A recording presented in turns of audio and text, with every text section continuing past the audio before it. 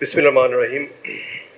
CCR কর্তৃক আয়োজিত সেমিনারের সভাপতি, প্রধান অতিথি ও উপস্থিত অতিথিবৃন্দ, আসসালামু আলাইকুম। আপনারা সবাই জানেন যে জুলাই সনদের মাধ্যমে আমরা আমাদের শাসন ব্যবস্থা, আমাদের রাষ্ট্রীয় কাঠামো, আমাদের সাংবিধানিক ব্যবস্থার সংস্কারের ব্যাপারে ঐক্যমতে আসার চেষ্টা করছি। 61 বিষয়ে ইতিমধ্যে ঐক্যমতে আমরা পৌঁছেছি, যার মধ্যে 19টি বিষয়ে মৌলিক সংস্কারের অন্তর্ভুক্ত। এই জুলাই সনদ একটি ঐতিহাসিক দলিল। জুলাই বিপ্লবের প্রেক্ষিতে তৈরি এই দলিল, যার মাধ্যমে আমরা একটি নতুন রাজনৈতিক এবং গণতান্ত্রিক যাত্রা শুরু করতে যাচ্ছি। এখন প্রশ্ন হচ্ছে, রাজনৈতিক ঐক্যমত্য ও জনগণের প্রত্যাশা হতে তৈরি এই জুলাই সনদ এর আইনগত ভিত্তি আমরা কিভাবে দিতে পারি? আমরা যদি বিদ্যমান কাঠামোর, সাংবিধানিক কাঠামোর ভিতর থেকেই বিদ্যমান সাংবিধানিক কাঠামোর ভিতর থেকেই সমাধান করার চেষ্টা করি, তাহলে কিন্তু আমাদের হাতিয়ার সীমিত।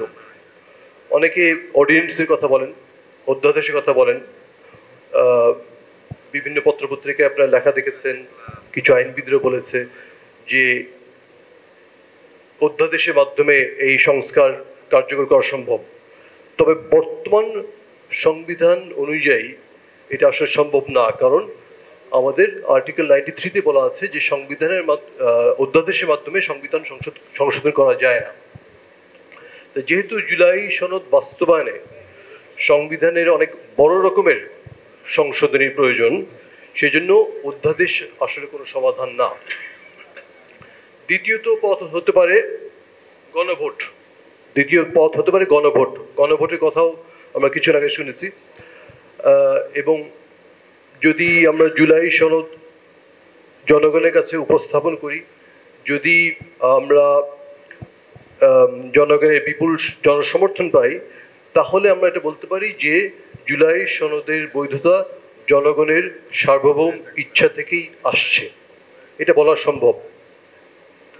এবং বিপুল জনসমর্থন যদি থাকে জুলাই সনদের পক্ষে, তাহলে কিন্তু রাজনৈতিক দলগুলো এই জুলাই সনদ উপেক্ষা করতে পারবে না।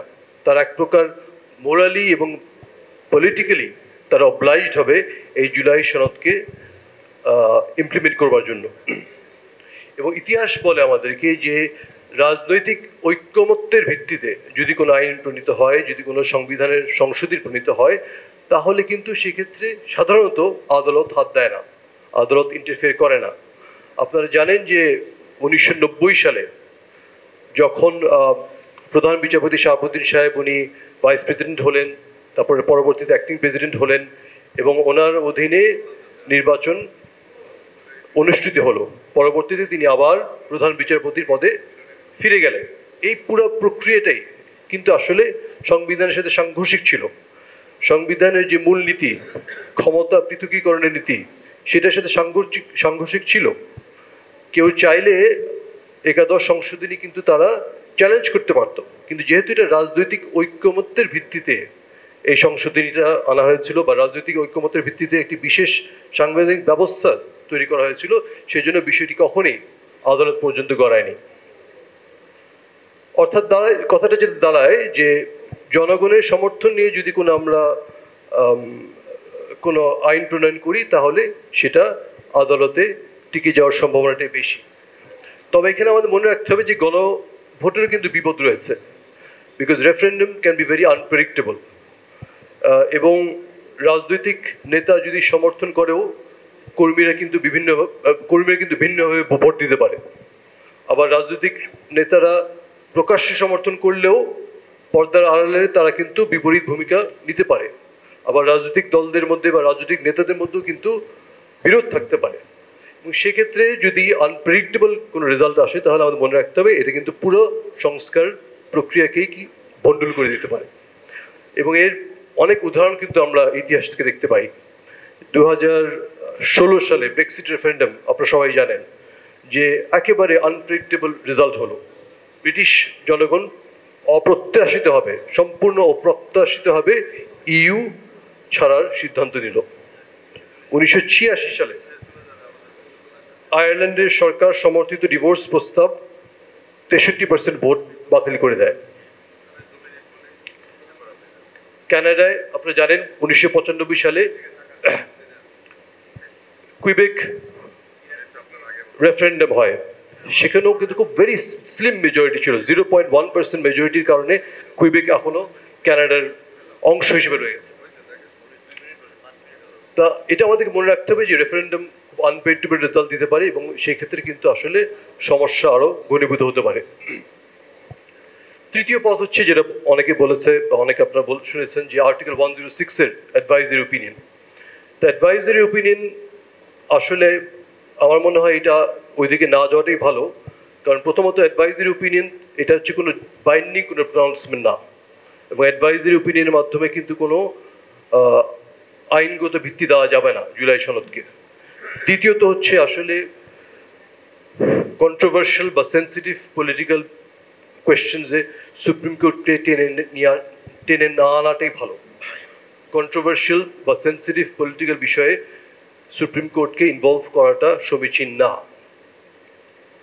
রাজনৈতিক সমস্যা রাজনৈতিক দলদেরই সমাধান করা উচিত, এবং সুপ্রিম কোর্টের অ্যাডভাইজারি ওপিনিয়নের মাধ্যমে যদি আমরা রাজনৈতিক সমস্যার সমাধান খুঁজতে চাই তাহলে এখানে সমস্যা আরো বেশি হবে।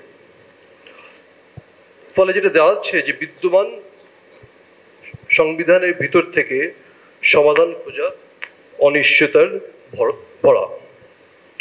তবে আমরা যদি একটু ভিন্নভাবে চিন্তা করি, আমরা যদি মনে করি যে 5ই আগস্টের পরবর্তী যে রাজনৈতিক বাস্তবতা, সেই নতুন রাজনৈতিক বাস্তবতা একটি নতুন সাংবিধানিক পরিস্থিতির সৃষ্টি হয়েছে বা একটি নতুন সাংবিধানিক ব্যবস্থা এখন বিরাজমান, সেক্ষেত্রে কিন্তু আমরা আর পুরাতন কাঠামোর বাঁধনে আবদ্ধ থাকবো না। তখন কিন্তু আমরা প্রয়োজনীয় নির্বাহী বা প্রয়োজনীয় আইনি পদক্ষেপ নিতে পারবো এবং এর মাধ্যমে অনায়াসেই জুলাই সনদকে বাস্তবায়ন করা সম্ভব। এবং এরকম অনেক উদাহরণ পৃথিবীর বিভিন্ন দেশে রয়েছে। আপনারা জানেন যে এবছরের প্রথমার্ধেই সিরিয়াতে আসাদ সরকারের পতনের পরে নতুন অন্তর্বর্তীকালীন সংবিধান গৃহীত হয়। 2020 সালে 21 সালে আরব বসন্তের পরপর সময় টুনিজিয়া এবং ইজিপ্টেও নতুন সাংবিধানিক দলিল প্রণীত হয়। ল্যাটিন আমেরিকাতেও 2000 সালে ভেনিজুয়েলাতে, তারপর ইকুয়েডরে নতুন সংবিধান প্রণীত হয়। এবং এই নতুন সংবিধানকে বলা হয় রিফাউন্ডেশনাল কনস্টিটিউশন, অর্থাৎ সংবিধানের ভিত নতুন করে স্থাপন করে নতুন সাংবিধানিক যাত্রা শুরু করা হয়। এইসব উদাহরণ থেকে এটি প্রমাণিত যে জনগণ যদি মনে করে যে পুরাতন রাজনৈতিক বা পুরাতন সাংবিধানিক ও আইনি কাঠামো ব্যর্থ হয়েছে, তাহলে তারা তাদের সহজাত ক্ষমতা প্রয়োগ করে নতুন সাংবিধানিক ব্যবস্থা সৃষ্টি করতে পারে। পরিশেষে আমি যেটা বলতে চাই যে এই জুলাই সনদ কিন্তু শুধুমাত্র একটি পলিটিক্যাল প্যাক্ট না, it is more than a political agreement, it is a reflection of a constitutional movement.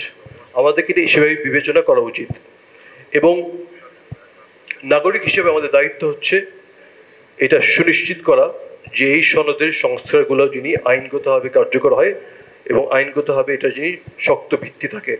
এবং আমি মনে করি যে জুলাই সনদে যদি পর্যাপ্ত জনসমর্থন থাকে, রাজনৈতিক দলগুলোর সমর্থন যদি পায়, তাহলে এর আইনগত ভিত্তি এবং আইনগত বৈধতা প্রতিষ্ঠা করা খুব বেশি কঠিন হবে না ইনশাআল্লাহ।